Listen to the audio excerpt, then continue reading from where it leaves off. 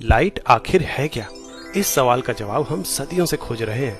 Newton का मानना था कि ये छोटे छोटे पार्टिकल से बनी है, पर यंग्स डबल स्लिट एक्सपेरिमेंट और मैक्सवेल की इलेक्ट्रोमैग्नेटिक वेव इक्वेशंस ने साबित कर दिया कि ये एक वेव है। तो मामला सेटल लग ही रहा था कि तभी एंट्री हुई एल्बर्ट आइंस्टाइन की। आइंस्टाइन के टाइम पे फिजिक्स के गलियारों में एक ऐसा एक्सपेरिमेंट हो रहा था जिसका किसी के पास कोई जवाब नहीं था। जब किसी मेटल पे हाई फ्रीक्वेंसी लाइट या यूवी रेज गिराते तो मेटल से इलेक्ट्रॉन इजेक्ट होते और इस एक्सपेरिमेंट को फोटो इलेक्ट्रिक इफेक्ट नाम दिया गया। पर इसे वेव नेचर से समझना इतना मुश्किल क्यों है? वेव से एनर्जी इलेक्ट्रॉन को मिलती होगी और वो बाहर आ जाते होंगे।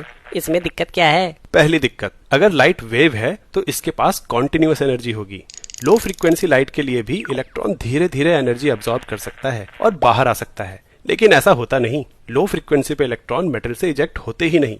दूसरी दिक्कत, अगर लाइट की इंटेंसिटी बढ़ाएं तो वेव की कुल एनर्जी भी बढ़नी चाहिए, यानी जब मेटल से इलेक्ट्रॉन इजेक्ट हो तो ज्यादा तेज यानी ज्यादा काइनेटिक एनर्जी से बाहर आने चाहिए। पर ऐसा भी नहीं होता। एक फ्रीक्वेंसी की कितनी भी वेव्स मार लो, इलेक्ट्रॉन की एनर्जी सेम ही रहती है। इन सब सवालों का जवाब साइंटिस्ट के पास नहीं था और आइंस्टाइन भी इन सवालों का जवाब ढूंढ रहे थे। आइंस्टाइन से पहले प्लैंक ने एनर्जी क्वांटाइजेशन की थ्योरी दी थी, जिसके हिसाब से इलेक्ट्रॉन फिक्स मात्रा में ही एनर्जी गेन या रिलीज कर सकते हैं, उस फिक्स मात्रा से कम या ज्यादा नहीं। आइंस्टाइन ने अपनी बुद्धि लगाई और प्लैंक की थ्योरी को और एक्सपेंड किया। अगर इलेक्ट्रॉन में लाइट की एनर्जी सिर्फ निर्धारित मात्रा में ही एब्सॉर्ब या रिलीज होती है तो कहीं लाइट की एनर्जी खुद ही क्वांटाइज फॉर्म में तो नहीं एग्जिस्ट करती। मतलब लाइट, जिसे वेव माना जाता है, उसकी एनर्जी कॉन्टिन्यूअस नहीं बल्कि फिक्स क्वांटिटी की हो, यानी वो एक पार्टिकल की तरह हो। आइंस्टाइन ने इन लाइट के पार्टिकल्स को फोटोन का नाम दिया।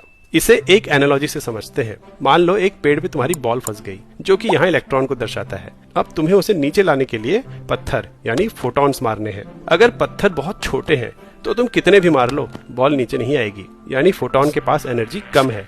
ये केस लो फ्रीक्वेंसी लाइट को दर्शाता है। पर क्या हो अगर एक के बाद एक कई सारे छोटे छोटे पत्थर बॉल को लग जाएं? तब तो बॉल को गिराने के लिए इनफ एनर्जी होगी। कई सारे छोटे पत्थर मतलब लो फ्रीक्वेंसी और हाई इंटेंसिटी। अगर कई सारे पत्थर एक साथ लगे तो बॉल गिर भी सकती है, और असल में इलेक्ट्रॉन्स के साथ भी ऐसा ही होता है। जब लो फ्रीक्वेंसी और हाई इंटेंसिटी की लाइट मेटल पे गिराते हैं तो कभी कभी कुछ इलेक्ट्रॉन्स एक से ज्यादा फोटॉन्स की एनर्जी अब्सॉर्ब कर बाहर भी आ जाते हैं, पर इलेक्ट्रॉन इतना छोटा होता है कि ऐसा होने की प्रोबेबिलिटी बहुत कम है। वहीं अगर बड़े पत्थर यानी हाई फ्रीक्वेंसी के फोटॉन्स मारे तो जितने तेज पत्थर लगेंगे उतनी तेजी से बॉल बाहर आएगी, यानी ज्यादा काइनेटिक एनर्जी से। और इस तरीके से लाइट को पार्टिकल मानने से फोटो इलेक्ट्रिक इफेक्ट के सारे अनसुलझे जवाब मिल गए और आइंस्टाइन ने ये प्रूफ कर दिया कि लाइट केवल वेव नहीं बल्कि पार्टिकल नेचर भी शो करती है।